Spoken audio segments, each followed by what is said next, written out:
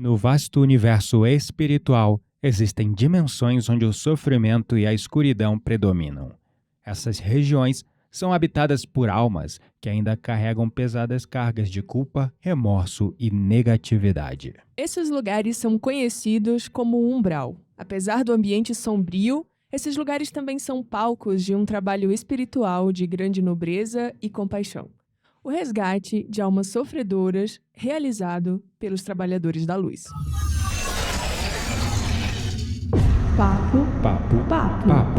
Papo místico.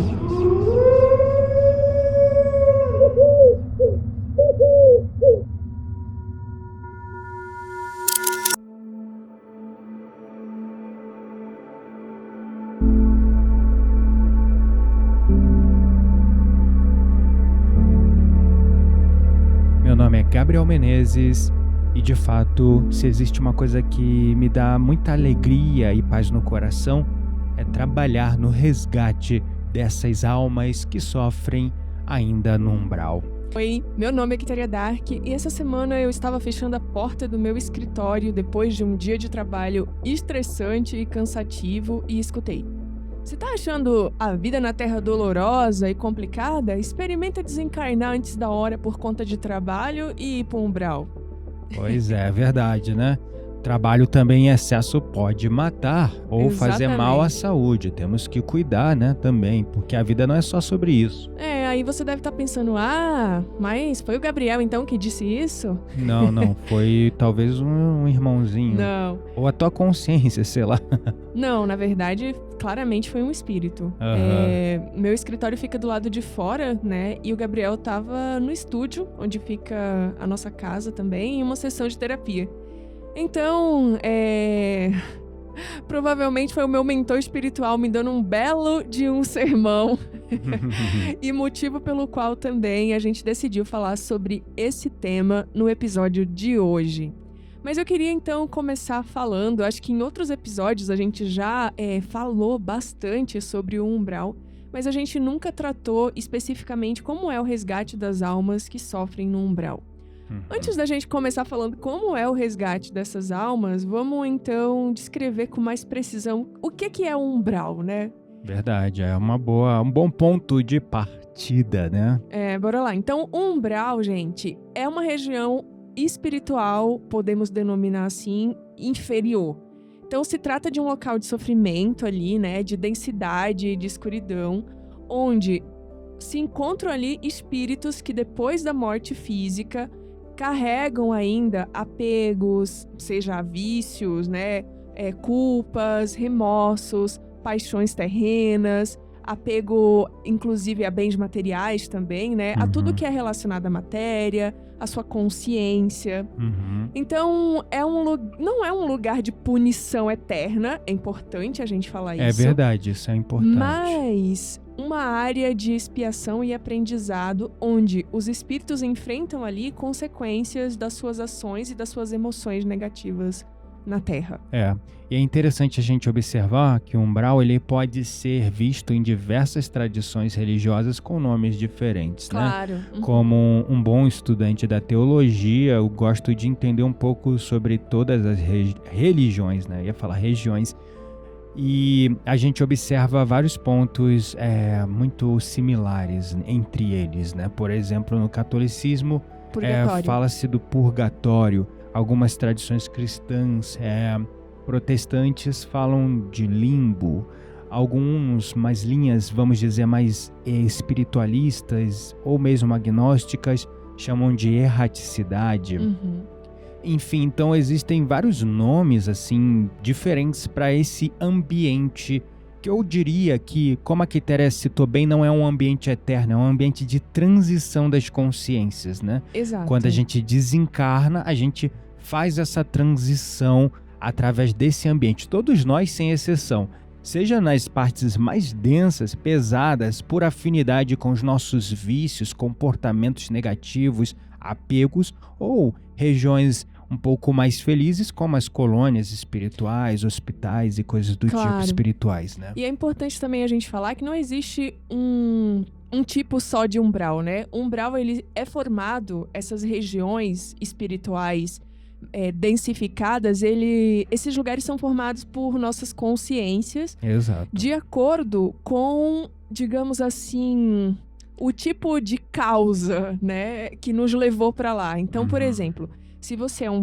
viciado em drogas, provavelmente você vai pro Vale dos Drogados. Então, é uma região... que é uma região umbralina, onde a maioria dos drogados, se não todos, né, vão. Exato. Quando então, desencarnam. Existem ali...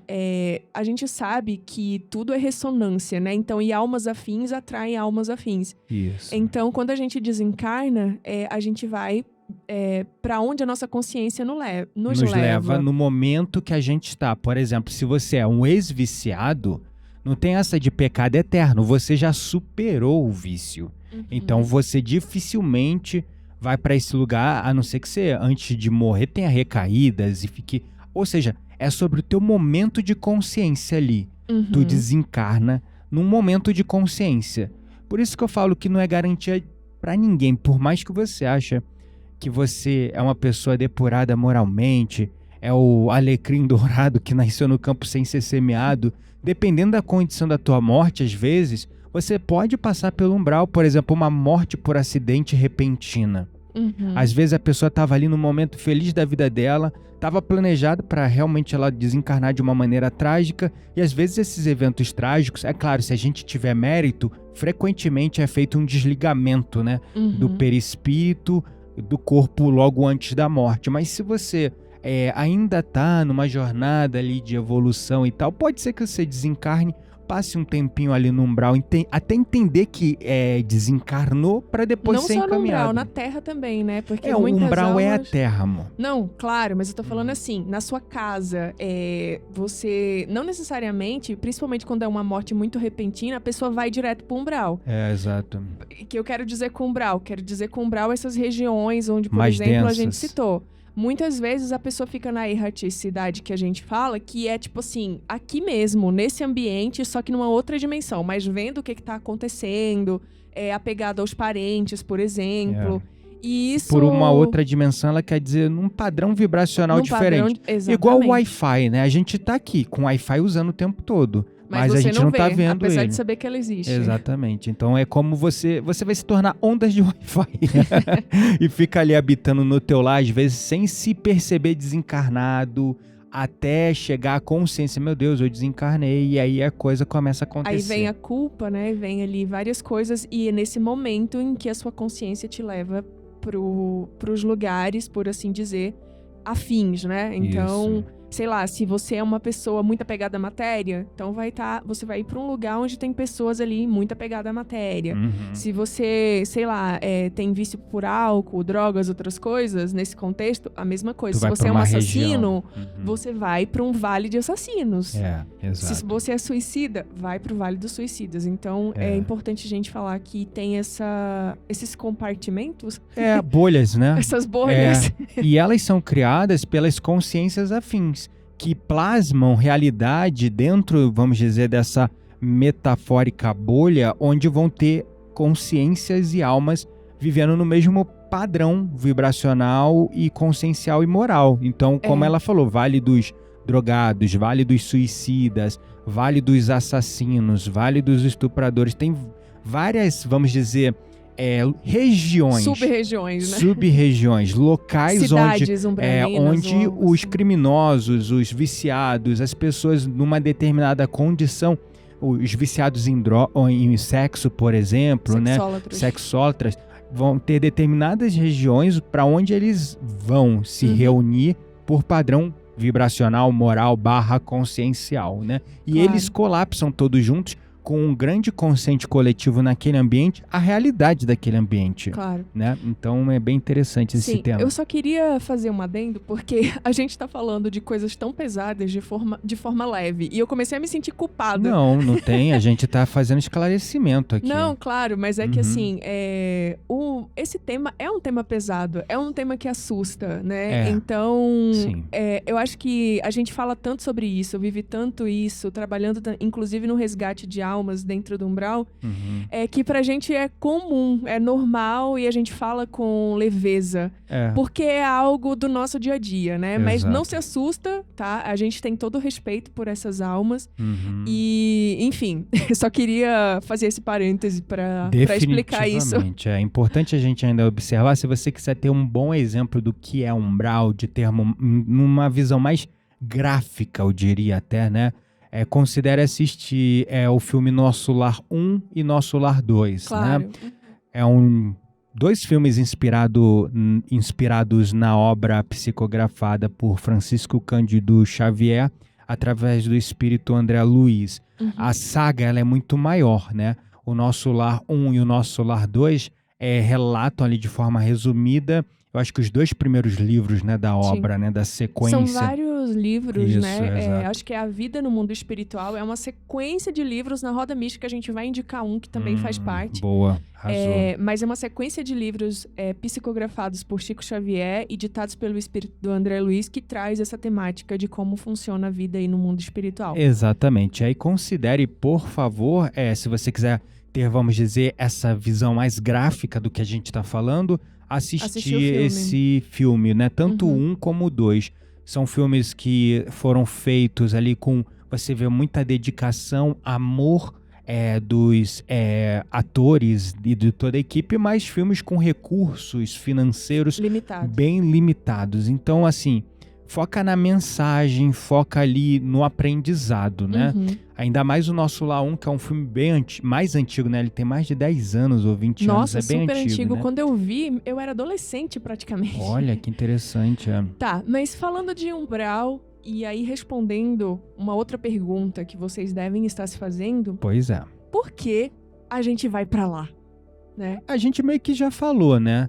Mas, de acordo com a visão espírita, né?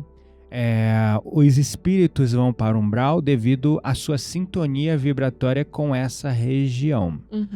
Eu sempre vou citar aqui nos nossos podcasts a visão espiritual geral, mas realmente onde a gente vai encontrar mais conteúdo, mais literatura, vai ser dentro da doutrina espírita. Claro. Eu, Gabriel, não considero o espiritismo como uma religião, embora muitos tendam a fazê-lo, infelizmente. Eu vejo mais como uma filosofia de vida e vamos dizer, uma filosofia lógica, fazendo e trazendo pra gente uma compreensão maior do mundo espiritual. De diversas fontes, né? Por que a gente traz sempre os conceitos da doutrina espírita ali, né? Da filosofia espírita?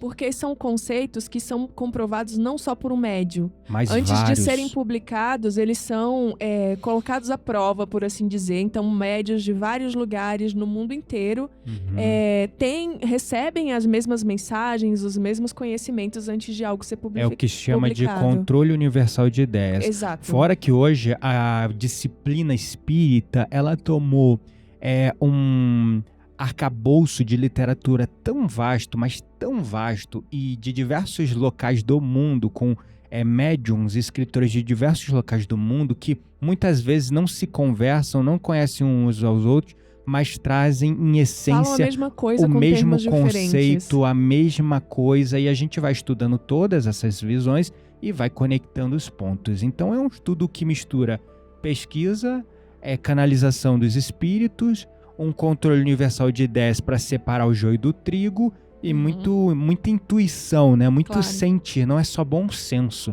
É um sentir ali como verdade às vezes, né? E aí os espíritos, segundo essas visões, ou essa visão geral do mundo espiritual, os espíritos vão para o umbral devido à sintonia vibratória com essa região, como a gente já disse. As atitudes, sentimentos e pensamentos negativos cultivados durante a vida terrena atraem os espíritos para esta zona de sofrimento após a morte. Lembrando ainda que o espírito frequentemente ele vai para estas regiões por afinidade conforme o retrato consciencial dele do momento no desencarne. O que eu quero dizer com isso?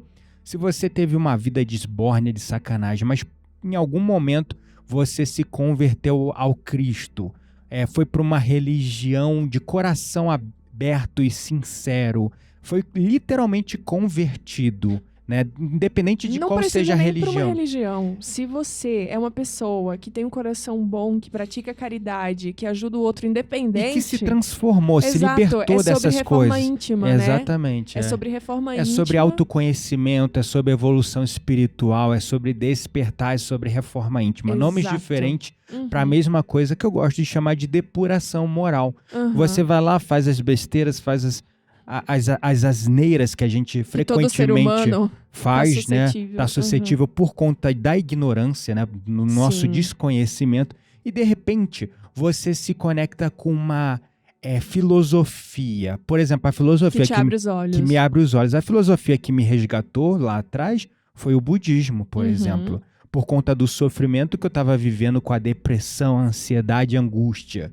Dali aquilo me abriu para a meditação e eu expandi para a visão espiritual. Daí, hoje eu posso dizer que a minha religião é o amor e a consciência, sabe? A consciência do bem maior.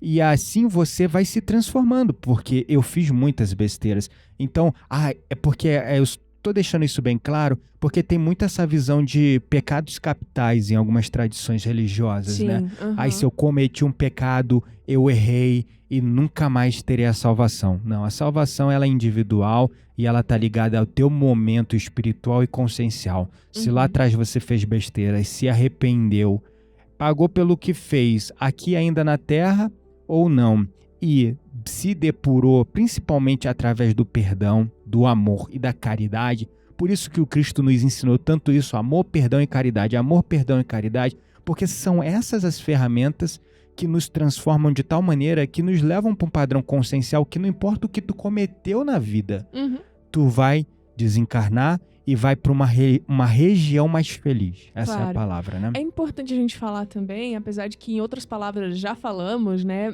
Que o umbral, ele funciona como um reflexo das imperfeições e necessidades que o espírito precisa para aprender. Também tem isso. Né? Às vezes, se você não aprendeu em vida, tu também pode ir para um lugar onde você vai aprender o que faltava em vida, né? Exato. Então, gente, é um local onde as almas têm a oportunidade de refletir sobre as suas ações, de aprender com os erros, mas também de buscar a regeneração e a evolução espiritual, porque é lá que muitas vezes acontece a redenção, Exato. O pedido de ajuda, a consciência é criada, sabe? Tipo, por que você tá naquele lugar ali?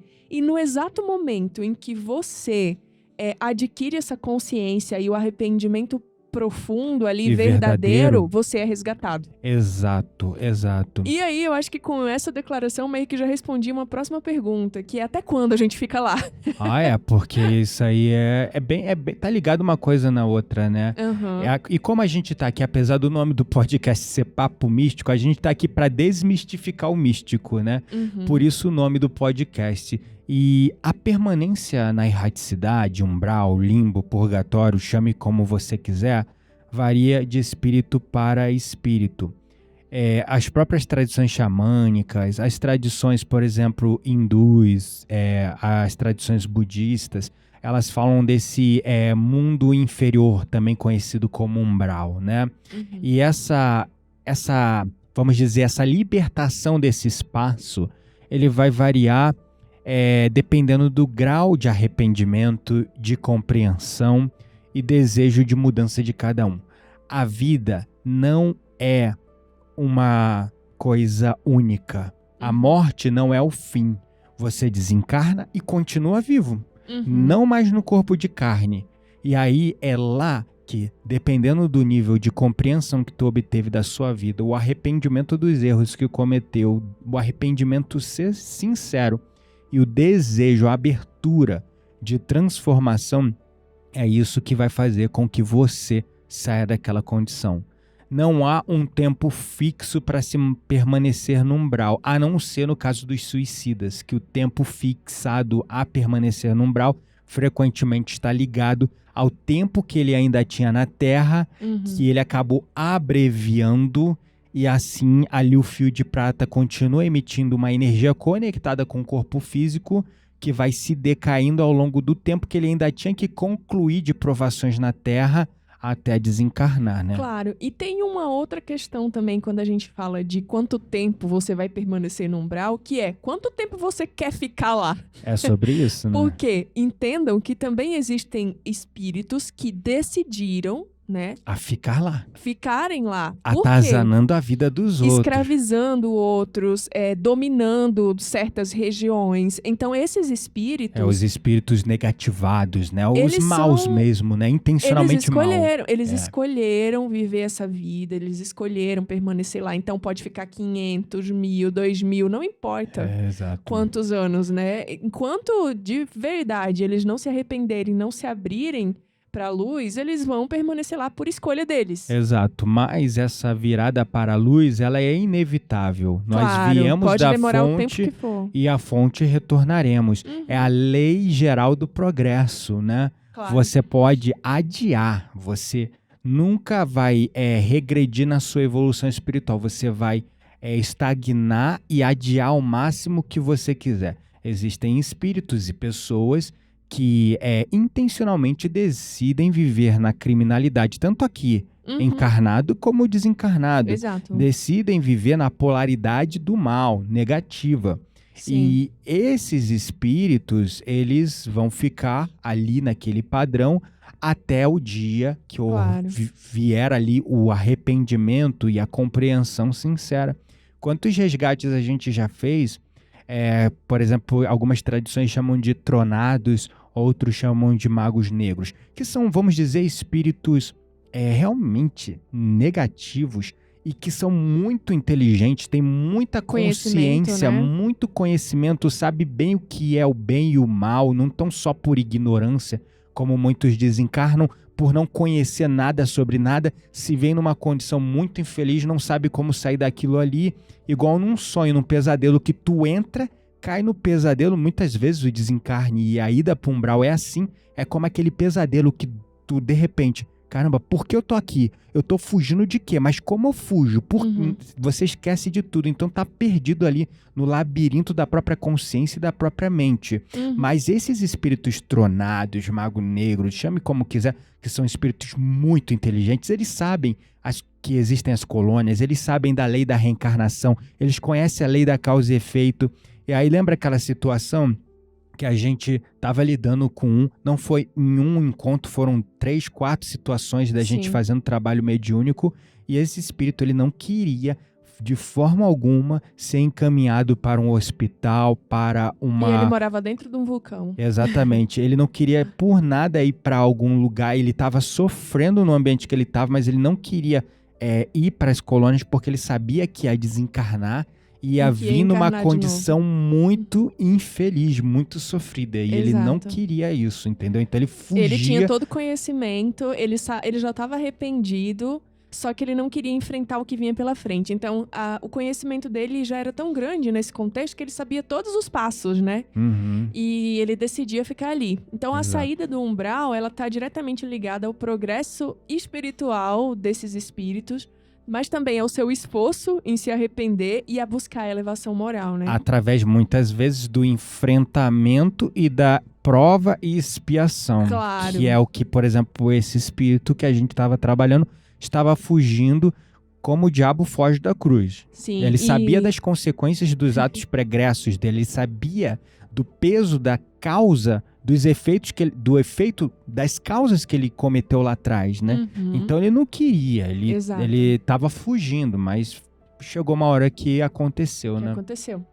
Então, à medida que os espíritos eles começam a vibrar em frequências mais elevadas e também a se alimentarem com sentimentos de amor, de perdão e de paz, eles são resgatados e são levados para regiões espirituais superiores, né? Então, como colônias, por exemplo, onde eles podem ali continuar o seu aprendizado e a sua evolução como se preparando para reencarnar, né, gente? Exato. Então... E tudo tá alinhado com a lei do livre-arbítrio, né? Uhum. Eles vão quando querem, com o desejo e com a vontade de superar. E participam ali dos seus contratos espirituais, então é tudo definido, né?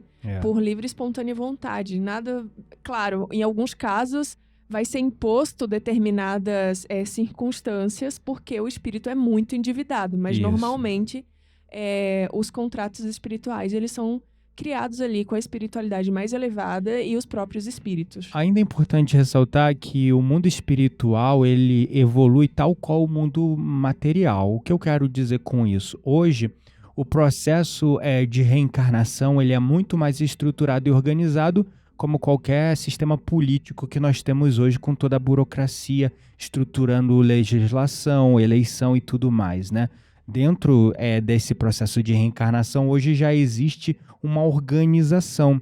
Lá no passado, o poder, por exemplo, político, ele era tomado à força, correto? Então, quando nós éramos ainda um planeta de provas e expiações, a gente já está se tornando um planeta em regeneração.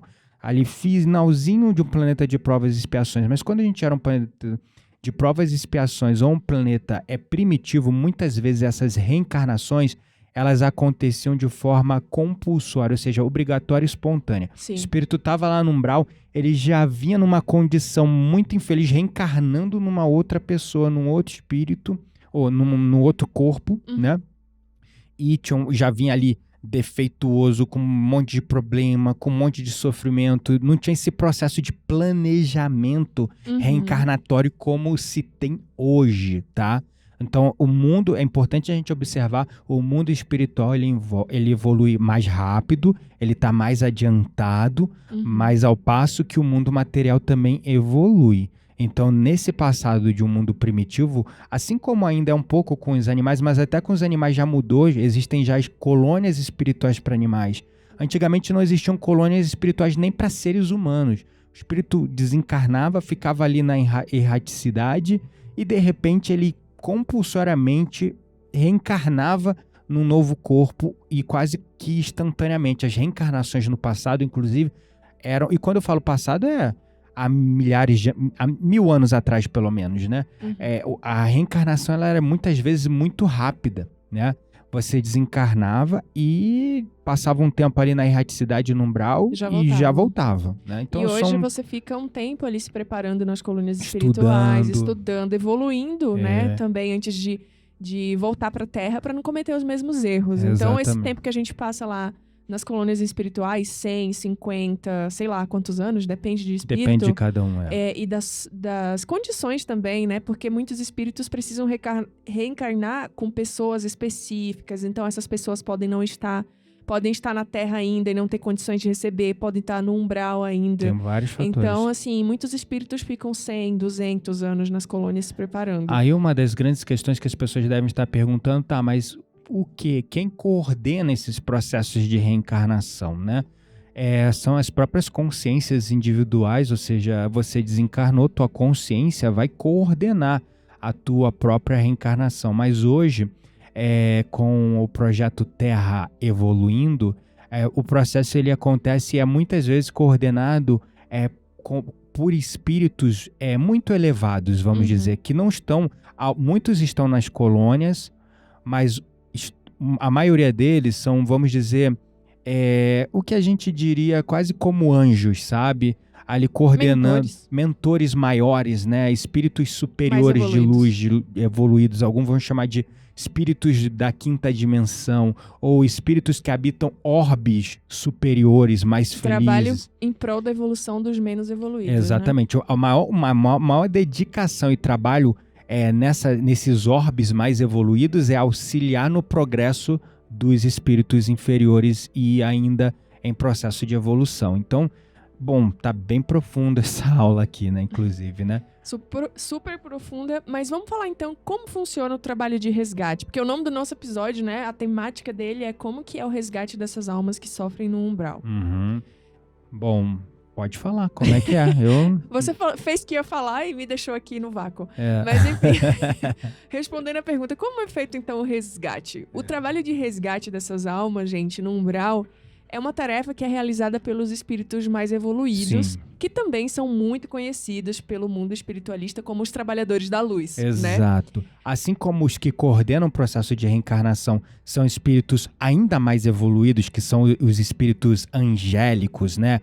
Da quinta dimensão para cima, dentro de algumas tradições, esses espíritos evoluídos que a Quitéria está falando Frequentemente também tem coordenadores de orbes superiores nesse projeto, como a Maria e a Legião de Maria, mas também tem espíritos que estão lá nas colônias, né? E até mesmo pessoas encarnadas fazendo esse trabalho, que também somos espíritos, né? Sim, são espíritos que dedicam aí a ajudar aqueles que estão em sofrimento, guiando, né, esses espíritos para as regiões mais elevadas, como a gente comentou, por exemplo, as colônias espirituais, e também auxiliando na sua recuperação e na sua evolução. Então, o processo de resgate, ele tem algumas etapas. Então, a gente vai falar aqui algumas etapas que a gente conhece sobre esse processo.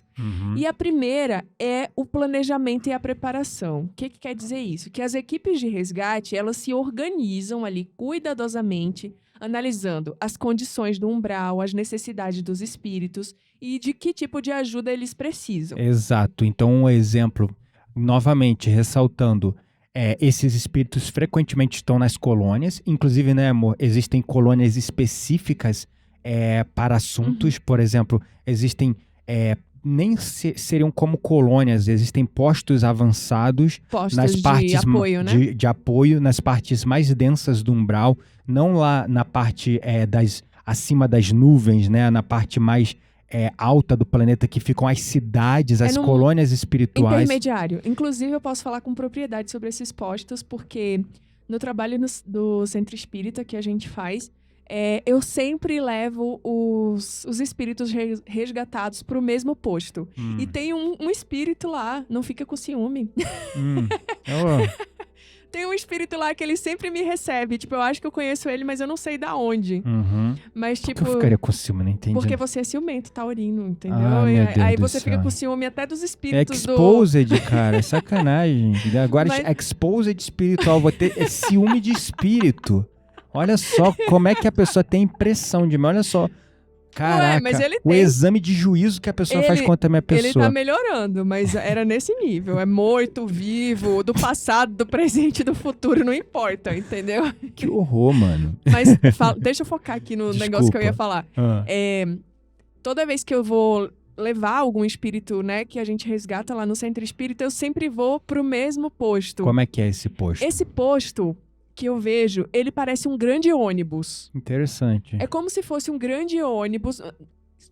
Tá, deixa eu ver em metros, sei lá, uns 200 metros, mais ou menos. É enorme mesmo. É bem grande, ele é prateado, tem uma luz bem forte, assim, tipo, como se fosse aquelas luzes... Como é que é o nome dessa luz? Azul ou fosforescente? Não, fosforescente, exatamente. Sei. Tem uma luz, assim, bem clara, né? Tem várias macas ali. E ele tá onde, esse ônibus? Tá voando ou tá na Terra? Ele tá entre a Terra e a colônia espiritual. Ah, então é intermediário. É um lugar intermediário. Então eu sempre vou pra lá, tipo, o cara, eu lembro até como é que ele é. Ele é loiro, tem o cabelo assim escorridinho, tem uns 1,90 m mais ou menos. Não fiquei com ciúme, ele não é coreano. Se fosse coreano, eu ficaria com ciúme. Não é coreano. Mas ele é super simpático. Aqui a Terra fica vendo os dorama toda... desmanchando lá. Você não vem não, que eu falei que a Marina Rui Barbosa era uma das mulheres mais bonitas, e você falou que a Suzy, que é coreana, é muito mais. Sim, ela é mais fofinha. Então, você não me venha com essa. E aquela atriz que eu nunca lembro o nome, eu trocaria você por ela. Gente, olha! Como aquela atriz do Tudo Bem Não Ser Normal. A comunhão do Tudo Bem Não Ser Normal. Gente, olha, não, mas foco, né, gente? Foco. Que eu tô falando aqui do meu posto. Foco. Então, assim, esse posto eu sempre levo os espíritos pra lá. Gente, que horror falando isso. Eu jamais trocaria minha esposa por ninguém, pra deixar bem claro, tá? Mas segue aí a conversa. Arrependido, tá vendo? Arrependimento. Volta o cão arrependido com a binha entre as pernas. Mas, enfim... Então, esses postos, eles funcionam como uma espécie de apoio, né, do resgate. Mas o de Maria, lembra a descrição do de Maria? Que era dos servos de Maria. Dos servos de Maria, era tipo... Aí é uma colônia, né? Não, era tipo uma... Né, bem uma colônia, era tipo uma prisão. Uma cidade toda fortificada com muralha. Torre e torre de vigília. Mas isso aí são para espíritos muito rebeldes, né? É importante a gente falar. Exatamente, espíritos de suicidas ou outros espíritos que não só se suicidaram, mas que induziam outros espíritos a suicídio. E vamos dizer, esse posto de apoio da Legião de Maria, essa fica na Terra mesmo, né? Nem intermediário, como a Quitéria falou, desse tipo ônibus espacial entre as colônias mais altas e a Terra. Essa ficava na Terra mesmo, na parte muito, muito densa, numa região muito densa, e era como, vamos imaginar, uma fortaleza, tipo aqueles castelos antigos, Claro. todo murado, todo protegido, né? Só que entendo como fortaleza, gente, a gente tá falando de tecnologias espirituais. Isso, né? exato. Então, são lugares, como é que a gente pode Plasmados, dizer? Plasmados, né? No para que os nível espíritos não vibracional. possam fugir. Isso. Porque o mal que eles fizeram A foi si tão mesmo grande. ou aos outros, né? É tão grande que eles perderam um pouco ali o livre-arbítrio deles. Então, eles, por um determinado tempo, eles precisam ficar ali, como é que a gente pode dizer? Magnetizados ou algo assim, né? Aprisionados Até mesmo. eles aprenderem, até eles chegarem ali num nível de evolução que eles mesmos vão poder decidir por eles e voltar a reencarnar por livre e espontânea vontade. É o equivalente às prisões aqui do planeta Terra, só que como deveriam ser instituições correcionais. O que quero dizer por isso? Como temos em alguns países mais evoluídos como a Noruega. As pessoas estão ali temporariamente isoladas da sociedade, fazendo serviço muitas vezes interno e comunitário, aprendendo e estudando para se reintegrar à sociedade novamente. Claro. É a mesma coisa dentro desses lugares. Eles estão temporariamente aprisionados e lá estão sendo educados, tratados, muitas vezes sendo curados das mazelas que ainda sofreram por conta de tirar a própria vida, e ali estão sendo reeducados para serem reintegrados à sociedade numa próxima reencarnação. Exatamente. E falando um pouco, então, da segunda fase de como funciona o trabalho do resgate... Mas rapidinho, desculpa, a gente estava falando de planejamento e preparação, falamos dos postos, nos aprofundamos bastante nisso, mas vale a pena aqui dizer que nessa parte de planejamento e preparação, muitas vezes também os encarnados, porque o resgate ele não é só feito por quem está nessas instituições correcionais, colônias, hospitais, escolas, na erraticidade, no umbral, ou seja, espíritos desencarnados ajudando outros. Existem também espíritos encarnados ajudando outras pessoas. Sim. Alguns trabalham em desdobramento, à noite, dormindo, vai para esses hospitais, esses lugares, e daí vão auxiliar outros. Alguns se reúnem, como por exemplo, toda quinta-feira, eu me reúno com alguns médiums e a gente faz um trabalho de resgate de espíritos. A gente faz esse trabalho online. E na terça-feira também, no Centro Espírita, que a gente trabalha, acaba que ali é um espaço de desenvolvimento mediúnico, mas eu e a Quitéria, a gente fica muito ali trabalhando também, talvez porque seja a nossa missão juntos mesmo. É porque o que vem, né? É o que vem aí. É o que vem e a gente sempre vai para isso. Resgate de espírito no umbral. Resgate de espírito no umbral. Sim. Então, a Quitéria ficou zoando no episódio anterior, ou anterior, que eu era um espírito muito densificado, fiquei muito tempo no umbral, mas toda vez que ela tem oportunidade, ela vai em desdobramento pra lá. Então eu não sei quem ficou mais lá, não. Querido, eu sou uma trabalhadora da luz, eu vou pro umbral. Não significa que eu já estive. Com certeza eu já estive. Muito tempo, inclusive, em vidas atrás, e tá tudo bem. E nesse trabalho que a gente faz, o planejamento e preparação nada mais é que o estudo, né? A gente tá estudando, tá lendo, sempre aprendendo sobre isso. Isso vai nos empoderando, porque cada vez que a gente volta para fazer esse resgate com mais conhecimento, a gente faz uma coisa muito mais eficaz, né? Claro. Mas vamos pro próximo passo dos 4. É o envio de energias positivas. Então, para preparar os espíritos, as equipes, elas enviam ali energias de paz, de amor, e vai acalmando esses espíritos que estão perturbados, tornando-os mais receptivos, trazendo também ali o conhecimento, o esclarecimento. E é um trabalho que a gente faz no centro também, né? As emanações, né? Os passes, né? Quando incorpora, né, os espíritos que precisam, por exemplo, ser regenerados, que estão sofrendo e... muitas vezes ainda feridos, né? Claro, no perispírito ali. Perispírito. Né? É feito todo um trabalho de emanação e choque anímico, né?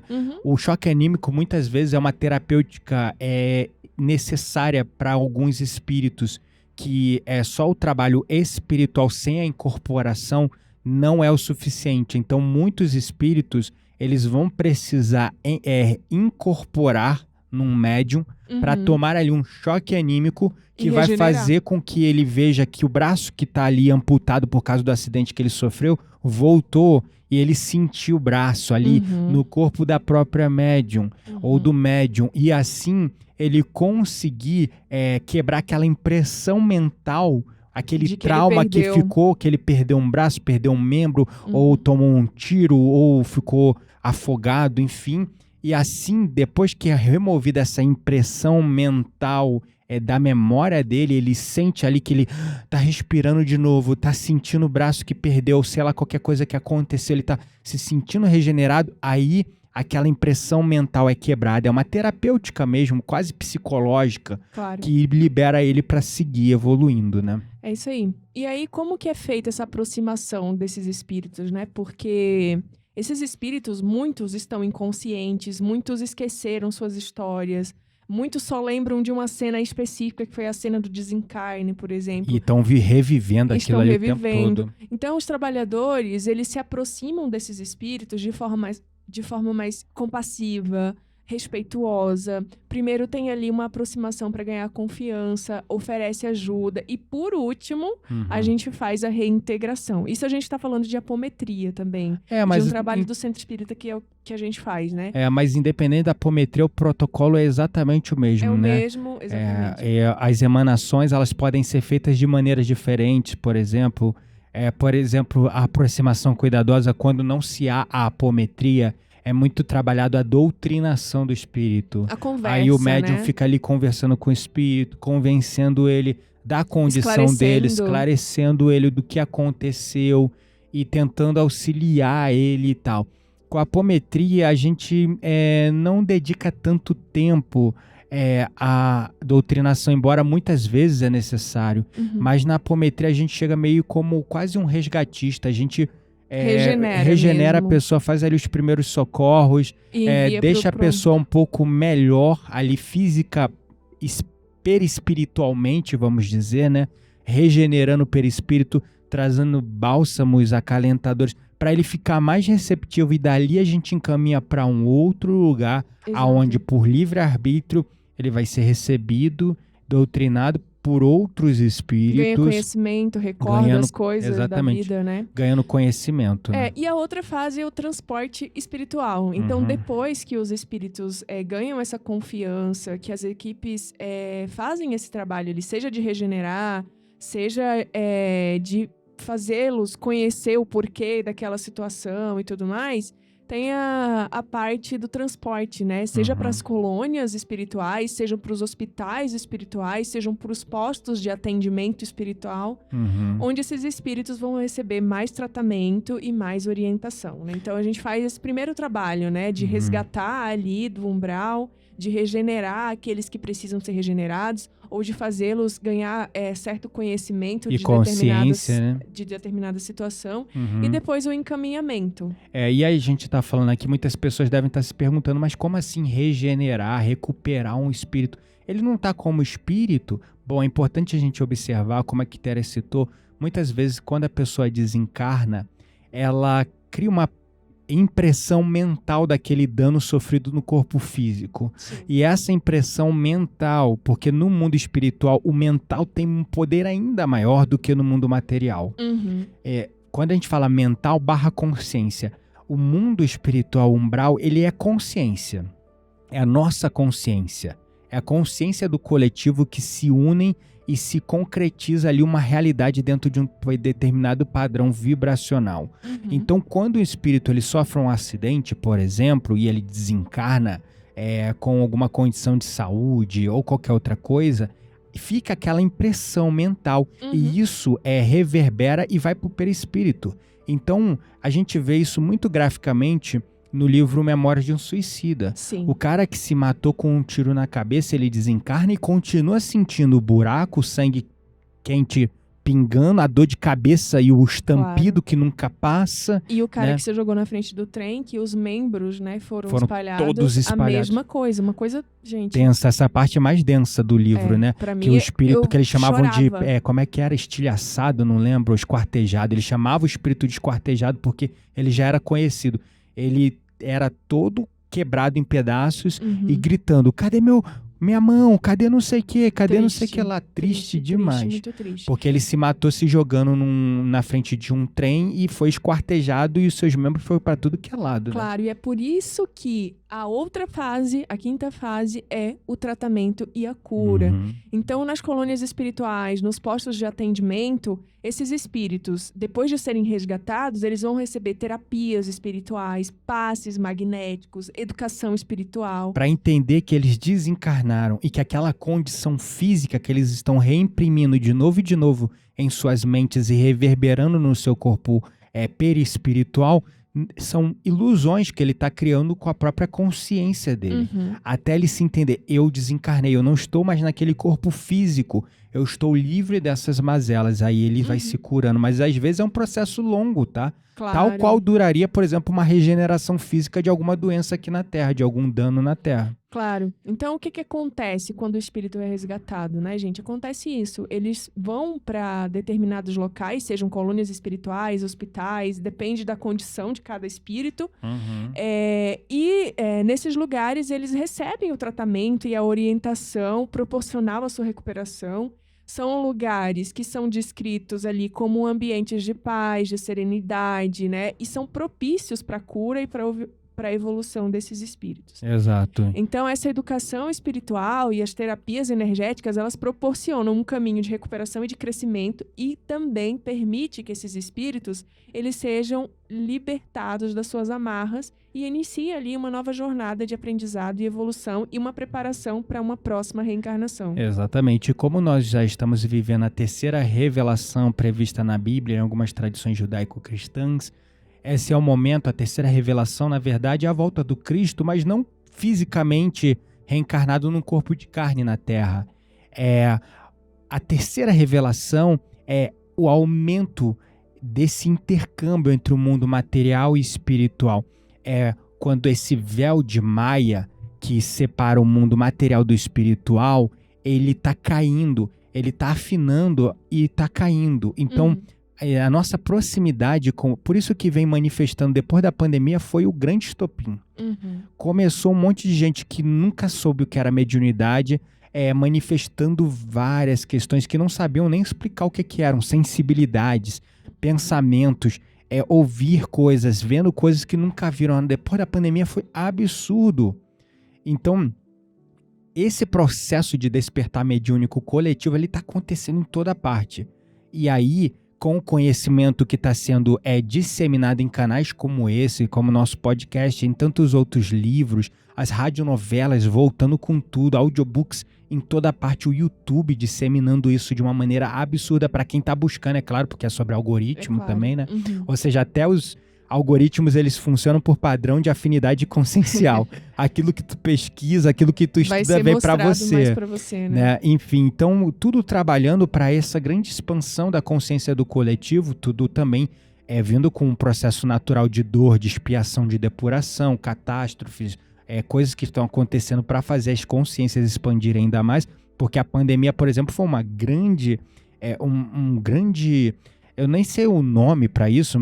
Boom de despertar. Não, foi uma grande catástrofe, uma grande dor para a humanidade como um todo, né? Com a dor veio o despertar mas veio também. o despertar coletivo absurdo de pessoas que nunca ligaram para terapia, autoconhecimento, meditação, mediunidade, espiritualidade, expandindo absurdamente o desejo e a busca por isso, aumentando a demanda no meu trabalho, aumentando o número de profissionais também que trabalham com isso absurdamente, o número de pessoas buscando o espiritual e trabalhando com o espiritual também nas terapias, e tudo isso faz com que essa terceira grande revelação se manifeste, que é esse intercâmbio cada vez mais íntimo entre o mundo espiritual e o mundo material. E esse aumento desse intercâmbio está fazendo com que esses resgates espirituais, que já eram feitos desde a década de 40, 50, também por pessoas encarnadas, aumentasse ainda mais. Então hoje existem vários pequenos grupos, várias pequenas células trabalhando ao redor de todo o Brasil, dedicados ao resgate espiritual. É isso aí. Né? Então, assim, isso está acontecendo não só em centros espíritas mas outros espiritualistas usando a apometria, com os seus sistemas de crença, ou mesmo própria mediunidade com a incorporação, dependendo ali da sua crença, mas auxiliando nesse processo de resgate, né? Então, não só os espíritos, mas cada vez mais os encarnados também estão sendo envolvidos nesse processo de resgate dessas almas sofredoras no umbral. É isso aí, eu espero que esse episódio tenha sido esclarecedor para você. No mínimo, né? No mínimo esclarecedor. Que a gente tenha te ajudado um pouquinho também no seu despertar espiritual, trazendo conhecimento. Uhum. E, bom, vamos para nossa roda mística? Vamos então.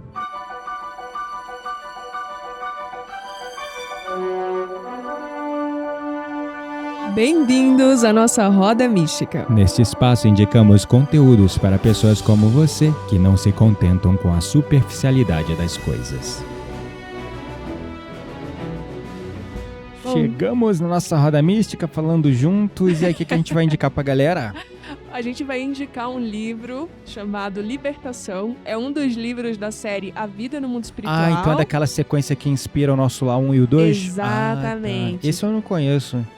Então, pra ser sincera, eu ainda não terminei de ler ele. Uhum. Então, assim, eu tô indicando porque tem 100% a ver com o tema de hoje, tá? Uhum. Ele foi escrito pelo espírito do André Luiz e psicografado pelo Chico Xavier. Foi publicado, gente, em 1949. Caraca, né? mais de 70 anos atrás. Exatamente. E o livro, por que a gente está indicando ele para vocês? Porque ele oferece uma visão profunda e detalhada do trabalho de resgate dos espíritos sofredores e também da influência dos obsessores no plano físico. Então, essa obra, ela destaca a importância do amor, da compaixão, do perdão no processo de evolução Cara, espiritual. eu vou ler esse livro, de Ele verdade. é incrível. Não tem audiobook, pelo menos eu não achei. Facilitaria a minha vida. Por isso que tá demorando mais. É, porque às vezes a gente tá dirigindo, a gente gosta, né? A gente dirige, viaja muito, a gente gosta de ouvir muito audiobook porque é muito gostoso, né? A viagem se torna uma experiência espiritual. Exato. A gente já falou que a gente viaja mais pela experiência espiritual de ter esse conhecimento, poder enquanto ouvir dirige enquanto do caminho, do que pela viagem em si. É verdade. Sim, não tenho dúvidas que seja. Mas então é legal, fica aí uma super dica. A missão, o que acontece nesse livro? De forma bem resumida, já dando um spoiler. Basicamente, o livro conta a história, né, contada ali pelo André Luiz, mas é a missão dele em resgatar um espírito que chama Gregório, né? E esse espírito, ele é um obsessor que exerce ali uma forte influência sobre os encarnados, principalmente em uma família que ele está obsidiando. Então, ele é um espírito inteligente, um espírito influente, mas profundamente perturbado e preso nas suas próprias dores de vingança. Interessante. Então, é uma história que vale a pena, traz muito conhecimento e tem muito a ver com o que a gente comentou no episódio de hoje. Uhum. E o que mais o livro fala sobre o umbral? Basicamente, o livro ele descreve ali de maneira vívida, né, o ambiente do umbral, então vai trazer esse conhecimento para vocês também e vai destacar condições de sofrimento e desespero dos espíritos que residem lá. Então, também fala um pouco sobre os trabalhadores da luz e os desafios que eles encontram, incluindo a resistência dos espíritos obsessores que se recusam a aceitar a ajuda e se apegam ao mal e à vingança. É verdade, porque eles se apegam mesmo, eles ficam presos muitas vezes, Exato. né? A gente vê muito espírito revoltado que quer se vingar e por isso não arredam um pé, não querem ajuda de jeito nenhum. E são espíritos também muito orgulhosos, adianta, né? Se o espírito se ele não quer exercer o livre-arbítrio em prol do bem, não adianta o quanto os trabalhadores busquem ajudá-lo, não vai adiantar. Ele precisa primeiro querer. Tem que esperar, infelizmente, né? O nosso lar relata bem isso no final, né? Quando aquele verdade. espírito mais evoluído, que já nem precisava estar nas colônias, eu esqueci o nome dele, né? Que é interpretado pelo ator Edson Celulari. Muito aquele bem, espírito é um espírito que já estaria habitando nos mundos superiores, nos orbes mais felizes. Mas por amor ele fica ali, Mas por amor ajudando. ele continua no planeta Terra, ajudando no Projeto Terra. E no final mostra ele passando ali as décadas, né? E aquele espírito que ele queria ajudar, muito infeliz, atravancando a sua própria vida, e ele ali esperando pacientemente, até que uma hora ele está numa região bem densa, nas partes mais densas do umbral, e aí ele pede socorro, né? Ele se arrepende, me ajuda, aí o espírito vai lá e busca ele. E aí tem o filho, né, desse espírito que encarnou numa determinada condição, numa determinada vida, como filho desse espírito muito endividado, que aí ele olha para esse menino e fala assim, quando você quiser eu venho te buscar, mais ou menos assim, né? Sim. Nessa parte eu me emocionei muito, cara. Ah, é. Eu não chorei choro com nada, cara. Eu não choro com nada, mas Chora filme... com dorama de vez em quando. Não, eu com dorama, talvez esse Rainha de Lágrimas que a gente tava vendo, teve uma cena, eu acho que eu dei uma chorada. Mas Nossa, assim, eu chorei em Rainha a de Quitéria Lágrimas. chora do início até o fim. Eu não choro com nada, mas eu tô lendo um livro espírita, uma parada envolvendo sempre resgate de almas. É muito Eu lindo. choro muito, minha É alma se impossível conecta. não se emocionar. Exatamente. Que bom que esse tema veio, um tema muito rico, muito bonito. Gratidão por isso, amor, por ter preparado gratidão com à tanto... espiritualidade, eu não tenho nada a ver com isso. Na verdade, eu levei um sermão porque eu tava super estressada, entendeu? Eu tava num momento assim de, meu Deus, como é difícil viver na Terra, Senhor. Por que eu preciso ganhar dinheiro? Eu podia estar plantando minha própria comida, vivendo na Amazônia de agricultura de subsistência com os índios, entendeu? Eu tava tipo assim, e aí eu levei aquele puxão de orelha do meu mentor, que foi quase uma rasteira, entendeu? Do tipo, tá reclamando da Terra, tá difícil aí? Experimenta desencarnar por causa de trabalho e ser uma autocida que você vai ver o que é sofrimento no umbral. É isso aí. Então foi tipo assim, ó, pá! Sabe aquele pescotapa? Um e eu tapão, na mesma assim. semana antes disso, falando com ela, amor, tem que fazer terapia, vai procurar um profissional, fazer terapia, se cuidar, meditação. E ela, não, eu não tenho paciência, não tenho tempo pra isso e não sei o quê. Aí me entra pra uma mentoria de negócios que também toma tempo, que é mais trabalho, mais pensamento, mais coisa do tipo. E aí eu falo, isso você procura, tá toda focada na carreira. Parabéns, maravilha, Deus te abençoe por isso. Mas, cara, cuida da tua saúde mental. Aí teve que vir um mentor puxar a orelha, porque o santo de casa não faz milagre. Então não adianta o esposo, a mulher tá falando, a gente vive isso no dia a dia, né? A gente tá vendo ali as pessoas que nós amamos, quais são as escolhas e tá tudo bem, a gente respeita, mas a gente tenta ajudar, mas realmente santo de casa não faz milagre. Aí teve que vir um mentor, que bom. Depois me apresenta ele que eu adoraria agradecê-lo. Ele só falou 2 frases e me convenceu. Tipo assim, eu falei, meu Deus, o que eu tô fazendo? No mesmo dia ela chamou massagista em casa, foi fazer uma massagem, ou seja, começou a mudança, né? E continue, por favor, amor. Mas enfim, gente, espero que esse episódio tenha ajudado vocês. Um beijo no coração e eu vejo vocês na próxima semana. Até mais!